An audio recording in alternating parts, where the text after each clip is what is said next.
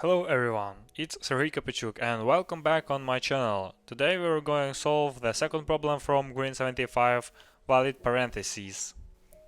Don't skip this video because at the end of it I will show you a tip how to improve your code runtime. Okay, let's go through the code and read description. Given a string as containing just the characters, determine if the input string is valid. An input string is valid if open brackets must be closed by the same time for brackets, open brackets must be closed in the correct order, every closed bracket has a corresponding open bracket of the same type. Okay, so now let's look at examples. The first example, we see that we're opening a bracket and closing the bracket, and these two brackets is the same type, so we can return true. Here we open and closing, open and closing, open and closing, and each have the same type, opening and closing, so we can return true. And let's look for the third example. We have here opening bracket and closing, but as you can see our bracket's type is a mismatch, so we're returning false. Okay, let's go to Excalibur and look how we can solve this problem. Here we have our string s with brackets. In today's video we will use the stack structure because it will help us with solving this problem. So if you worked or know what the stack is, that's great. If you don't, go to the Google and figure out what the stack is. It's not so hard, it's easy, so it will not take a long. And by the way, you need to know what the dictionary is. We used it in our previous video, so I hope you understand. Let's create a stack. First of all, we need to go through every element from our string. So let's look at our first element, and we see that this is open bracket, so we easily can add it. Okay, let's go to the next bracket, and we can see that this is open bracket as well, so we just add it. And so how we will know if this is a valid parenthesis? Let's look at our stack. We see that this is closed parenthesis, so we look at our stack and see that this element is opposite to this, so we can remove this and go to the next parenthesis. So our next parenthesis is closed as well, so we look if this parenthesis is opposed to our last parenthesis in our stack. Yes, the opposite, so we can remove this from our stack and go to the next bracket. And the next bracket is open, so we can add it to our stack. Go to the next bracket, it's open, we can add it to our stack as well. So next we will look at the next bracket, and we see that this is closed bracket, so let's look at our stack. This is closed bracket, this is open bracket, yes, and this is opposite to this, and so we can remove it.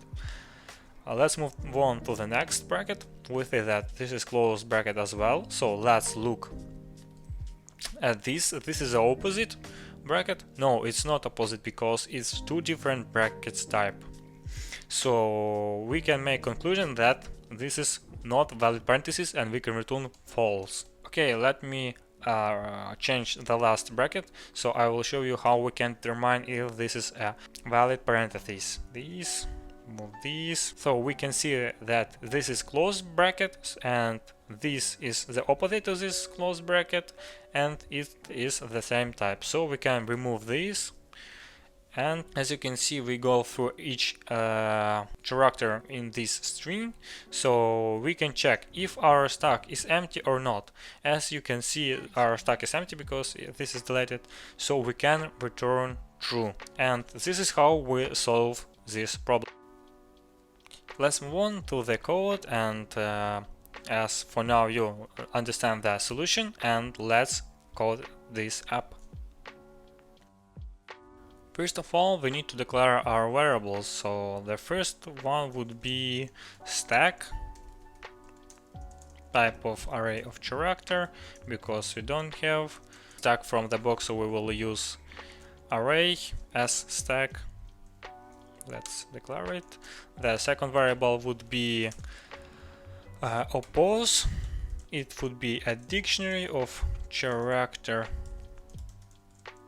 would be the key, and the character would be the value. So we can determine if the open bracket is opposite to our closing brackets. After we declared our variables, let's go through every character in our string and check if it's opening bracket or closing.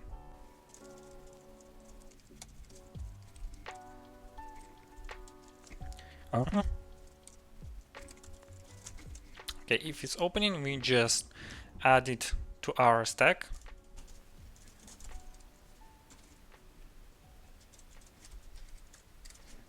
If the bracket is closing, we check if the last bracket in the stack is opposite to our current bracket. If so, we will remove it from the stack. If not, we will return false, because we cannot have opening and closing parentheses with two different types. So yeah, after we do this iteration, we will check if stack is empty, because we can add one more this bracket, and we don't map this after we add in the end this. So we checking if our stack is empty, we will return true. If it's not, we will return false. So let's try and run it. Opposite, sorry, oppose spelling. Yeah, our solution is working. Let's submit it. Yeah, as you can see, we solved this problem. Beats 40% and beats 5% in memory. Okay, as I said earlier, if you will watch to the end of this video, I will show you a tip how we can improve our code. Let's go to our description and look at our s.length. As you can see here, we have 10 in power of 4, and it's pretty big, and we need to go through every element and check if we have a valid parentheses. But we can, and it requires of one-time complexity. But how we can improve it? Okay, every valid parenthesis would have open and closed bracket. So let's, if count of the elements in our string is odd, then it means that we can check if we have the same type of the brackets. If it's not, we have not odd.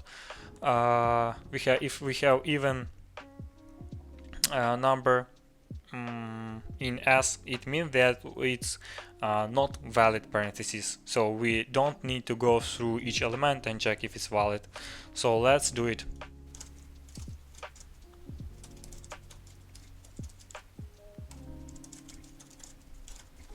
And let's run it. Yeah, it has accepted as well. Let's submit it. Here we have runtime 0 milliseconds. Here you can see that our runtime is improved. Yeah, because we cut the half of the cases when we have no even number of our S in string, so it of course will improve our performance. So that's all for today. Subscribe for the channel, press the like button, and if you have something to share with me, or maybe you wanna to give me some advice, or maybe you have some feedback, I will be glad to hear it. Thanks.